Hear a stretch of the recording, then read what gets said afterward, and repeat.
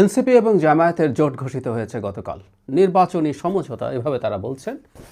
শুধু এনসিপি না, জনাব অলি আহমেদের নেতৃত্বাধীন এলডিপি জামায়াতে ইসলামী জোটের সাথে যুক্ত হচ্ছে। আমি এবি পার্টিকে দেখলাম না, আমার ধারণা ছিল এবি পার্টিও তাদের সাথে যাচ্ছেন। আমি নিশ্চিত নই এবি পার্টি তাদের আলোচনা এখনও শেষ করতে পারেননি, এমন কোনো পরিস্থিতি হয়েছে কিনা। যাই হোক, এনসিপির ভেতরে যা যা হচ্ছে তার ভবিষ্যৎ কী হতে পারে। এবং একটা ইন্টারেস্টিং তথ্য, গতকালই আমি একটা টকশোতে শুনে আসলাম যে সরকারের কেউও নাকি খুব চেয়েছিল বা কেউ খুব চেয়েছিল এনসিপি জামাতের সাথে যাক।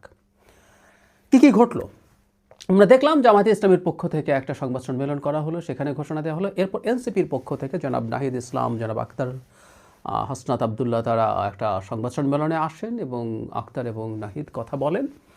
আমি যে যুক্তি তারা দিয়েছেন এটাকে আসলে ভ্যালিড রিজন বলে মনে করি না। এগুলো প্রত্যেকটা আদতে নির্বাচনী সমঝোতা জিততে চাওয়া, সংসদে যেতে চাওয়া, এটাকে আমি খারাপভাবে দেখছি না। কিন্তু যেটা হয়, রাজনীতিবিদরা পেটের কথা মুখে সবসময় বলে ফেলেন না, তারা তাদের অন্য একটা ন্যারেটিভ সামনে আনেন। তো জনাব নাহিদ যে ন্যারেটিভ এনেছেন সেটা হচ্ছে এইরকম যে তিনি বলছেন তারা সারা দেশ থেকে লোকজনের কাছ থেকে নমিনেশন যারা নিতে চায় তাদেরকে আহ্বান জানিয়েছেন, তারা এসছেন।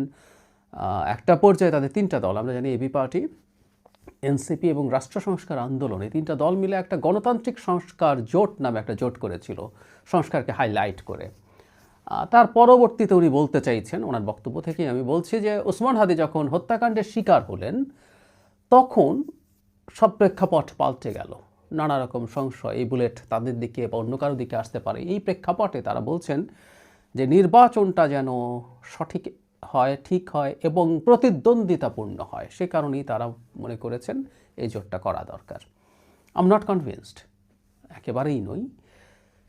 এমনিতেই যদি বলি, আসলে একটা দল ডিসিশন নিয়েছে তারা এবারই যতটা সম্ভব ভালো করতে চায় নির্বাচনে, সংসদে যেতে চাইলে পারলে সংসদে যেতে চান। সুতরাং তারা বিএনপির সাথে আলোচনা করবেন, জামায়াতের সাথে আলোচনা করবেন, এটাই স্বাভাবিক ছিল।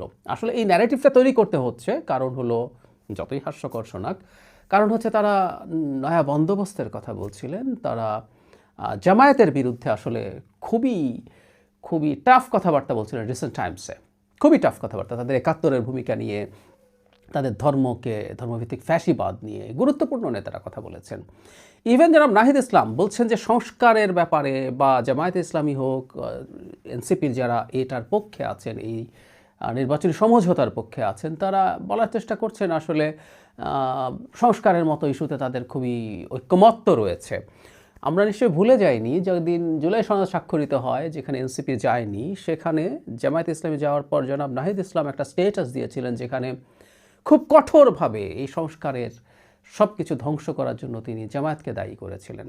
জামায়াত এই লোয়ার হাউসে পিআরের মতো আলোচনাকে সামনে এনে সব কিছু শেষ করেছে সংস্কারকে। সুতরাং সংস্কারের ব্যাপারে জামাতের প্রতি কঠোর অভিযোগ এনসিপিরই ছিল। সেই জায়গা থেকে তারা এখন বলছেন এটা নাকি তাদের মিল আছে। যাই হোক, আমি জাস্ট কথাগুলো সামনে এনে রাখলাম। আমি বারবার বলছি, যেভাবে বলা হচ্ছে এতেও দোষের কিছু নাই।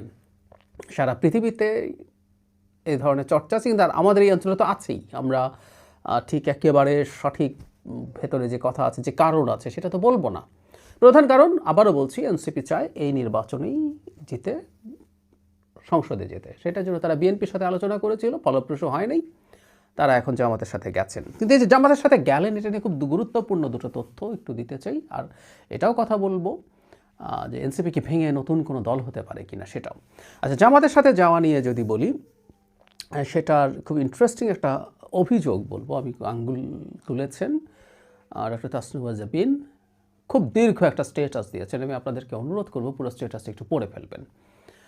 অনেক কথা লিখেছেন খুব চমৎকারভাবে, কিন্তু এর মধ্যে একটা জিনিস খুব ক্লিয়ারলি তিনি বলতে চাইছেন, এটা একেবারে একটা পরিকল্পিত ঘটনা।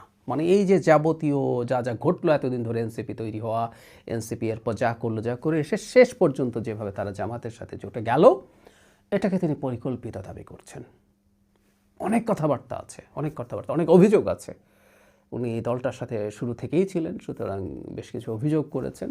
এগুলো আমরা আমাদের মতো করে বোঝার জন্য এটা পড়ে রাখা ভালো। কিন্তু এটা পরিকল্পনার কথা বলছি। এই পরিকল্পনার অংশেই মনে হলো গতকাল একটা টক শোতে ইত্তেফাকের এক্সিকিউটিভ এডিটর জনাব সালেউদ্দিন টক শোতে অন রেকর্ড একটা কথা বলেছেন, সেই জন্য সেটা আমি ব্যবহারই করতে পারি। তিনি বলছেন কথাটা ঠিক এইরকম। তিনি সাথে সরকারের একজন গুরুত্বপূর্ণ ব্যক্তির প্রেজেন্সে জনাব নাহিদ ইসলাম বলছেন সরকারের একজন উপদেষ্টা তাকে বারবার চাপ দিচ্ছেন তারা যেন দ্রুত জামাতের সাথে জোট করেন। আবারও বলছি, জনাব সালেউদ্দিনের সাথে তার সাথে উপস্থিত ছিলেন এই বর্তমান সরকারের গুরুত্বপূর্ণ একজন ব্যক্তি। এই দুজনের সামনে জনাব নাহিদ ইসলাম বলেছেন সরকারের কোনো একজন উপদেষ্টা তাকে ক্রমাগত নিয়মিত চাপ দিচ্ছেন তারা যেন জামাতের সাথে জোট গঠন করে। তার মানে এই সরকারের লোকজন এই ধরনের কাজ করে বেড়াচ্ছেন কোন উপদেষ্টা, এই ব্যাপারটা নিয়ে আসলে আমাদের কৌতূহল আছে এবং সরকারে বসে রাজনীতি চলছে। ছাত্র উপদেষ্টারা সরকারে বসে রাজনীতি করতেন আমরা জানি, কিন্তু এখন তো ছাত্র উপদেষ্টারা নেই, এখন অন্য কোনো উপদেষ্টা রাজনীতি করছেন, সেটা আমাদের একটু মাথায় রাখা দরকার আছে। যে কথাটা বলছিলাম, এনসিপি ভেঙে যেতে পারে কি না, খুবই সম্ভাবনা আছে। আমরা গতকালই দেখেছি 30 জনের স্টেটমেন্ট, আরও অন্যান্য সদস্যরা এনসিপির বিরুদ্ধে কথা বলছেন, সিদ্ধান্তের বিরুদ্ধে কথা বলছেন। গতকালই আমার সাথে একটা টকশোতে এনসিপির একজন নেত্রী সিদ্ধান্তগুলো উনি পদত্যাগ করেননি, কিন্তু উনি সিদ্ধান্তগুলো পছন্দ করছেন না, তিনিও নির্বাচনের জন্য চেষ্টা করছেন। এখন নির্বাচনের মূল সংকটের জায়গা যেটা তাসরিমা জাবিনের স্টেটাসেও ছিল যে তাদের যখন এক্সিকিউটিভ কমিটির মিটিং হয় তখন এই কথা ছিল না যে আসনগুলো তারা পাবেন তার বাইরের সিটগুলোতেও প্রার্থী থাকতে পারবে না। ব্যাপারটা এরকম যে তারা সব জায়গায় প্রার্থী দেবেন, এরকম আলাপ হয়েছিল। এবং যখন মানে এনসিপির দিক থেকে এটাকে শুধু একটা নির্বাচনী জোট বলা হয়, কথাটা আসলে খুব সোজা না, তাই না? কারণ হচ্ছে যখন জোট হয় তখন এনসিপি 30টা আসনে নমিনেশন পেল, ইসলামী আন্দোলন এর চাইতে বেশি পাবে, এটা কতটুকু পাবে আমরা নিশ্চিত না, বেশি হবেই। তো এর এনসিপি তার সিটের বাইরে তার কোথাও ক্যান্ডিডেট দিচ্ছে না, তাকে কাজ করতে হবে অন্য দলগুলোর জন্য, জামায়াত ইসলামী, ইসলামী আন্দোলন সহ যারা প্রায় সবই তো আসলে ইসলামিস্ট দল, তাদের যে প্রার্থী আছে তাদের পক্ষে এনসিপিকে ক্যাম্পেইন করতে হবে। এনসিপির পক্ষে তারাও ক্যাম্পেইন করবে, এদের ক্ষেত্রেও তাদেরকে করতে হবে। ফলে যেটা দাঁড়ালো, এনসিপি যে বলছে এটা আদর্শিক না, টু সাম এক্সটেন্ট এটা ওইদিকে চলে যায়। জামাত তার নিজস্ব চিন্তা আছে, এই জোটে জামাতের বাইরে এমন রাজনৈতিক দল আছে যারা কোনো নারী অ্যাঙ্কার থাকলে সেই টকশোতে আসেন না, যাদের সংবাদ সম্মেলনে কোনো নারী সাংবাদিক প্রবেশ করতে পারেন না।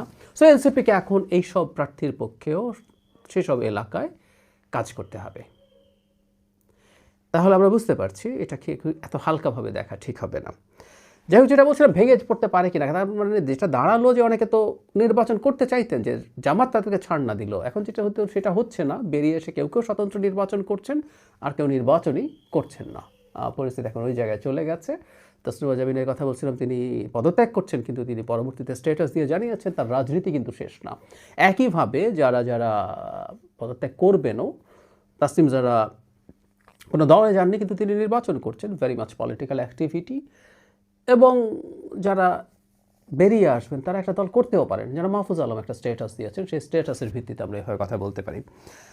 মাহফুজ আলমের স্ট্যাটাসে খুবই ইন্টারেস্টিং একটা জিনিস আছে, সেটা হচ্ছে আমরা প্রায় বলতাম তিনি সরকারে বসে আদতে ছাত্রদের দল তৈরির পেছনে কাজ করছেন, এবং দল তৈরি হয়ে যাওয়ার পর তিনি তাদেরকে নানাভাবে সরকারে থেকে নানাভাবে ইনভলভ থাকছেন। এটাকে আমরা আনএথিক্যাল বলছিলাম।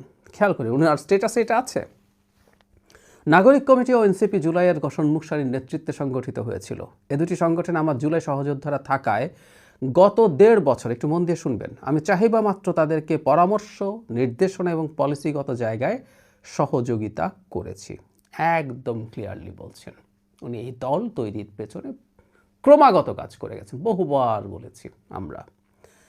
দুইয়ে তিনি অনেক কিছু বলছেন, নানান রকম ভালো ভালো কথাবার্তা ছিল, রাজনৈতিক অর্থনৈতিক বন্দোবস্ত, ফ্যাসিবাদের বিরুদ্ধে সাংস্কৃতিক লড়াই, সামাজিক ফ্যাসিবাদ, ব্লা ব্লা ব্লা, এগুলো উনি বলেছেন, কিন্তু ওরা সহযোদ্ধারা এগুলো ধারণ করতেন। এরপর খেয়াল করে উনি লিখছেন এনসিপিকে একটা বিগ জুলাই আমব্রেলা আকারে স্বতন্ত্র উপায়ে দাঁড় করানোর জন্য আমি সকল চেষ্টাই করেছি, কিন্তু অনেক কারণেই সেটা সম্ভব হয়নি।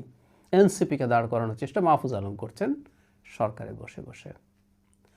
স্বীকৃতি দিলেন, তাকে ধন্যবাদ। সো আমরা এতদিন যে অভিযোগগুলো করেছি এগুলো মোটেও ভুল ছিল না, অনেকেই জানতেন যে একেবারে এটা ইস্যু না। ইস্যু হচ্ছে তিনি আসলে এই দলে যাচ্ছেন না এরকম বলছেন। আবার একটা পত্রিকায় এরকম নিউজ এসছে জনাব আসিফ এবং জনাব মাহফুজকে কোনোভাবে জামাত নমিনেশন দিতে চায় না। যারা আসিফের বিরুদ্ধে দুর্নীতির অভিযোগ আছে, আমি আবারও বলছি অভিযোগ আছে, এরকম বলা হয়েছে।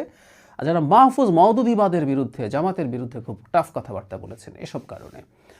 তো যাই হোক, সেজন্যই কিনা বা নিজে না আমি জানি না, কিন্তু তার লাস্ট প্যারাগ্রাফের দুটো লাইন এরকম: নূতন রাজনৈতিক অর্থনৈতিক বন্দোবস্ত সম্ভব ও বাস্তব, বিকল্প মধ্যপন্থী তরুণ ও জুলাই শক্তির উত্থান অত্যাসন্ন।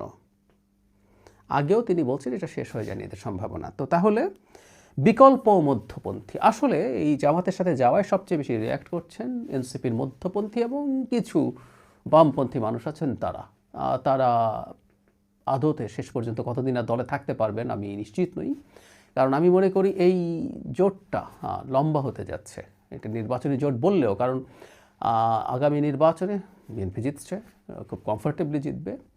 তারপর আসলে যেটা দাঁড়াবে, বিএনপির বিরুদ্ধে আন্দোলন, আলোচনা, সমালোচনা সব করার ক্ষেত্রে তারা একসাথেই থাকতে চাইবেন এবং পরবর্তী নির্বাচনে চ্যালেঞ্জ করার জন্য তাদের জোটবদ্ধ থাকাই হয়তো বেটার হবে। সেই বিবেচনায় তারা একসাথে থাকবে। তখন সেই জার্নিতে মধ্যপন্থী যারা আছেন তারা কতটা আসলে থাকতে পারবেন, মানে শুধু জামায়াতে ইসলামী না, এর চেয়ে আমি প্রায় বলছি যে এর আগের যে দলগুলো ছিল, এই ইসলামী দলগুলো, এর মধ্যে ডান থেকে বেশ উগ্র ডান পর্যন্ত রাজনৈতিক দল আছে এখানে, তাদের সাথে এনসিপির মধ্যপন্থী বামপন্থীরা খুব বেশি দিন আসলে থাকতে পারবে বলে মনে হয় না। তাহলে এই সম্ভাবনা আছে যে নির্বাচনের আগে হয়তো হবে না, কিন্তু নির্বাচনের পরে এই যে জুলাইয়ের মধ্যপন্থী যে ছাত্ররা আছে তারা একটা নতুন রাজনৈতিক দল তৈরি করতেও পারেন।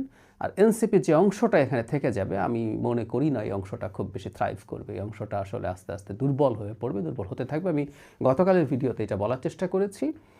এটাকে খুব বেশি শক্তিশালী হয়ে উঠতে জামাত দেবে না তার নিজের স্বার্থে, কারণ তাকে ছাপিয়ে চলে যাওয়ার সম্ভাবনা থাকবে।